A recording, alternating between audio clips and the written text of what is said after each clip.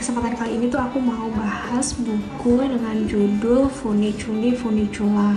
Buku ini tuh buku pertama yang aku selesaikan di tahun 2023. Sebenarnya buku ini tuh terbit tahun 2021 dengan judul asli Kohi ga Samenai Uchi ni. Ini tuh karya Toshikazu Kawaguchi.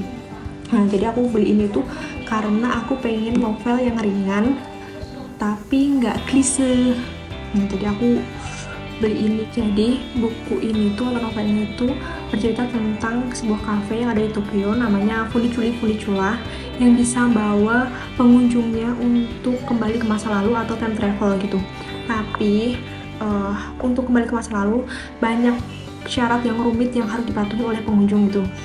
Contoh peraturan yang rumit itu tuh kayak orang itu tuh harus duduk di satu kursi, itu nggak boleh pindah waktu melakukan time travel.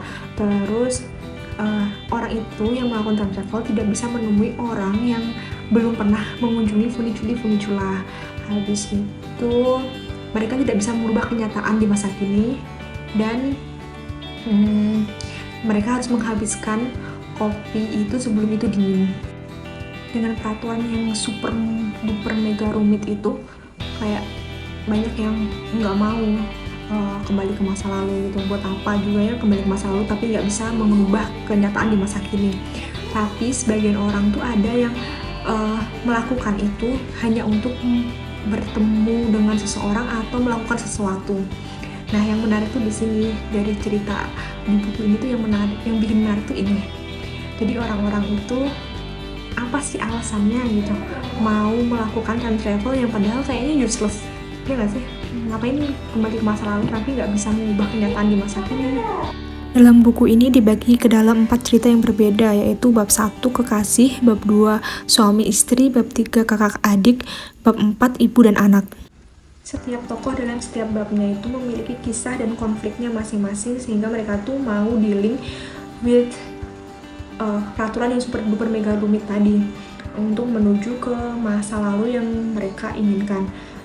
Narasi yang dipaparkan dalam buku ini tuh sudut pandang pihak ketiga dengan alur maju. Walaupun buku ini tuh tidak menceritakan atau tidak memisahkan satu tokoh utama dari awal sampai akhir, karena buku ini tuh dibagi menjadi 4 bab yang setiap babnya itu memiliki kisahnya masing-masing. Tetapi setiap babnya itu sebenarnya saling berkaitan.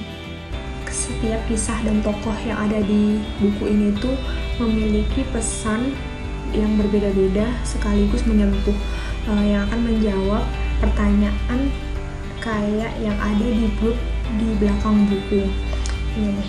Layakkah semua itu dijalani?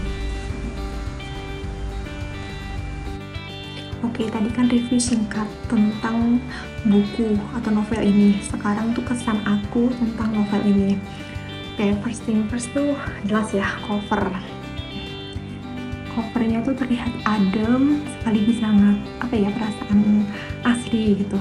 Terus yang kedua, aku tuh merasa sebenarnya kurang terbiasa dengan literatur Jepang sehingga di awal sulit kayak bedain nama-nama karakternya. Terus kan kalau Jepang identik sama manga, sama anime gitu.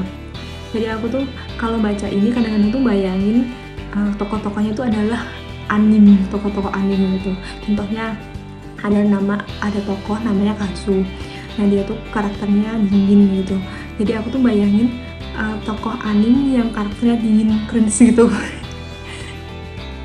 Yang ketiga, novel ini tuh mengajarkan aku tentang sebuah proses. Sama halnya tuh kayak orang-orang yang pergi ke masa lalu padahal dia tuh tahu kalau nggak akan bisa mengubah kenyataan di masa kini. Nah, mereka tuh mempelajari perjalanan kembali ke masa lalu itu.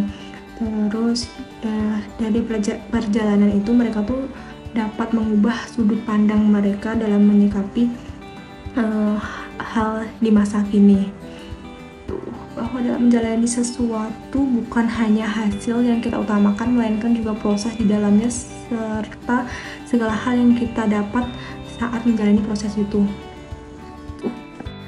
Terakhir, ini adalah kutipan favorit yang ada di buku ini. Air mengalir dari atas ke bawah, begitulah teori menurut gravitasi. Tampaknya emosi manusia juga sejalan dengan teori gravitasi. Orang tak akan bisa menyembunyikan sesuatu dari orang terdekatnya. Sebaliknya, orang selalu bisa menjadi diri sendiri, terutama saat sedang sedih atau sedang berada di titik terlemah dalam hidup. Akan lebih mudah menyembunyikan kesedihan dari orang asing atau orang yang tidak dipercaya sama sekali.